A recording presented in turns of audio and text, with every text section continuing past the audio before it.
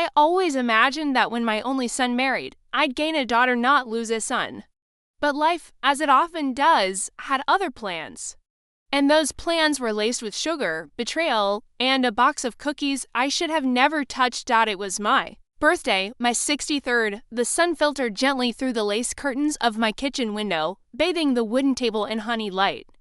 There were no calls, no visitors, just the ticking of the wall clock and the occasional creak of the house settling into itself. I'd long since stopped expecting much from birthdays. My husband, God rest him, passed 6 years ago, and my friends were slowly fading from my life, some to silence, some to dementia. But my son, I had held out hope for a call. Or maybe even a visit. Instead, at 3:45 in the afternoon, a knock came on the door. It was the courier.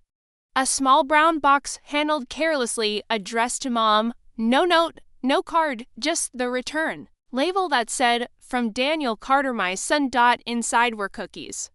Beautiful ones, admittedly perfect rounds of chocolate chip, oatmeal raisin, and almond butter swirls nestled in pink tissue paper. I stared at them for a long moment, oddly unsettled. Daniel wasn't the thoughtful type. Not anymore, not since he married her. Vivian, his wife's mother.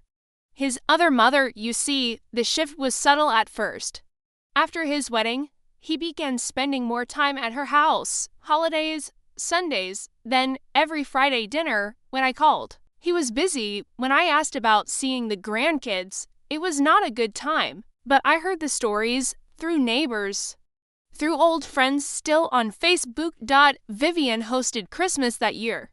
Vivian took the kids to the lake. Vivian bought Emma her first bike. And me? I was the shadow at the edge of the frame still. I stared at the cookies, and my first instinct was to forgive.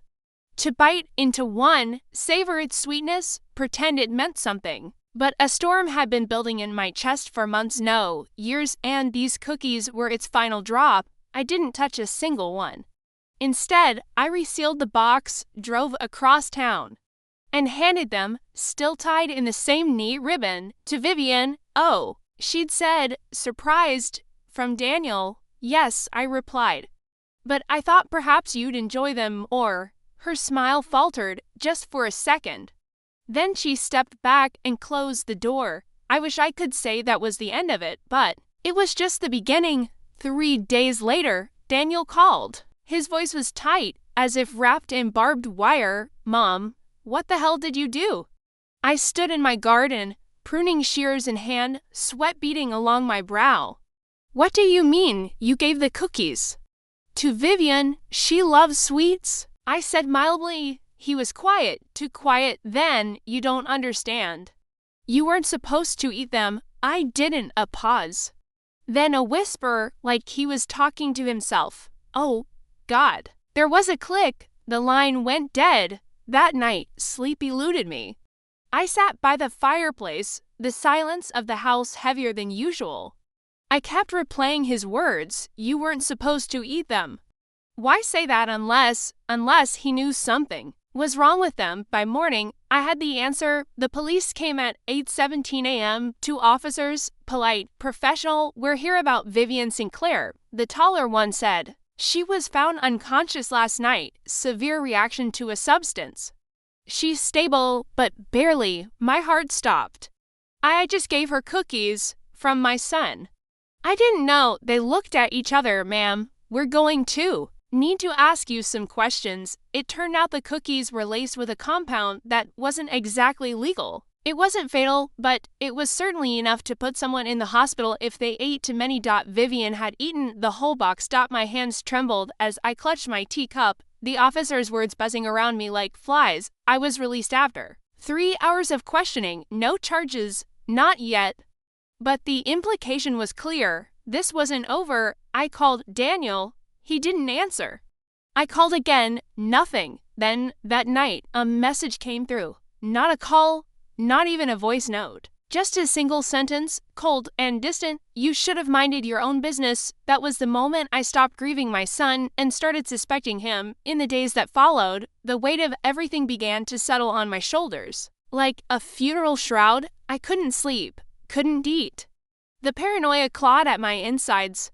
What if I had eaten those cookies? What if I had died? Did he mean to hurt me, or was it meant for her? Either answer was chilling. I went to the pharmacy, got blood work done, asked for toxin screenings clean, but the fear remained. Then I began digging. First, I reached out to Carol, an old friend who still attended the same church as Vivian. She's recovering, she whispered over the phone, but she hasn't said a word, not to the police, not to the press, the family's being quiet. Then I checked social media. Vivian's daughter Daniel's wife, Emily, had posted something 2 weeks ago.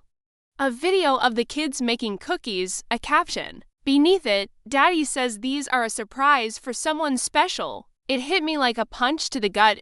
Those cookies weren't store-bought, they were homemade, by my grandchildren. Under Daniel's instructions, the betrayal twisted deeper. How could a father do this? And why? I knew I wouldn't get answers by asking. Nussly. So I started watching. I drove to their neighborhood on a Wednesday. Parked across the street from their sprawling white house with the blue shutters and immaculately trimmed hedges. The same house where I'd once rocked baby Emma to sleep on the porch swing. I watched. At first, it felt wrong, shameful, but that feeling faded quickly, replaced by the cold steel of determination. If they wouldn't give me the truth, I'd pull it from them myself. On Friday, I followed Daniel to a small cafe on the outskirts of town. He wasn't alone. He met a man there, tall, sharply dressed, with a scar on his cheek. They talked in hushed tones, passed something between them. A flash drive, maybe. Then Daniel handed him an envelope, thick, sealed. I took photos. Every angle I could manage. My hands trembled with adrenaline. I didn't know what he was into. But I knew one thing, it had nothing to do with cookies. A week later, Vivian woke up. And the very next morning, she called me. Her voice was raspy, but sharp. I remember everything. I held my breath. They weren't for me. He said they were for you. Silence. I opened them when I got back from the hospital after you left them on my doorstep. I thought they were from Emily. I didn't think. She exhaled. I think your son tried to poison you. I should have broken, cried, screamed, but ID in single quotes. Instead, I stood in my kitchen, stared at the empty cookie box still sitting by the trash, and felt a strange calm wash over me. He tried to erase me. Now, I would erase the image he built of himself, piece by piece, and I would start with the man at the cafe.